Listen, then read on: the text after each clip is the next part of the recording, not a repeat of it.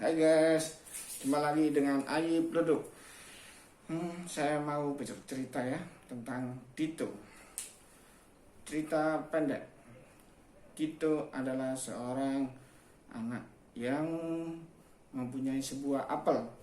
Terus apel itu di tengah jalan bertemu dengan seorang yang mengendarai kuda. Karena pengendara kuda kelaparan, maka dia meminta apel kepada Dito. Dengan ikhlas Dito mengasihkan buah apel itu kepada penunggang kuda. Terus Dito membawa kuda. Di tengah jalan Dito ketemu sama keluarga yang ingin bepergian, pindah. Dia ingin meminta kuda dari Dito. Dengan ikhlas Dito mengasihkan kuda itu kepada keluarga tadi. Karena ikhlas maka Dito dikasih rumah orang tadi karena ditinggalkan ya. Cerita ini saya perdengarkan ke teman saya ya.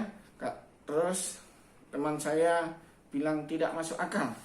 Akhirnya dia menceritakan cerita tadi kepada suaminya. Tanggapan suaminya adalah, kalau kamu seperti Dito, kita saja kesulitan uang, maka nggak jadi seperti Dito, yang jadi adalah bangkrut. Besoknya teman saya tadi ketemu kepada orang yang menceritakan tentang Dito. Mas, sampean kemarin yang cerita Dito ya? Saya dimarahin sama suamiku karena nuruti Dito, kaya belum pasti, bangkrut sing iya gitu mas. Akhirnya kami tertawa. Akhirnya orang yang menceritakan cerita Dito namanya diganti sama anak-anak dengan nama Dito. Teman-teman, dari cerita ini dapat disimpulkan ya, Dito itu mengasihkannya ikhlas ya. Apel dikasihkan itu ikhlas ya, kuda dikasihkan itu ikhlas, dan semua yang diterima itu ya tidak diketahui sama Dito sebelumnya ya, karena dia hanya memberikan. Itu inti dari cerita memberi ya teman-teman. Karena dari zaman ke zaman cerita memberi itu selalu diceritakan ya, dari mulut ke mulutnya. Jadi akhirnya sekarang itu ada perusahaan yang mengeluarkan CSR ya, apa ya, responsibility sosial gitu maksudnya ya. Jadi sebagian entah 5% atau berapa persen gitu ya.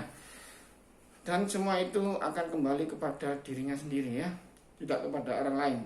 Tapi memulainya mungkin agak sulit ya, perlu kebiasaan. Itu tadi cerita inti dari Dito ya.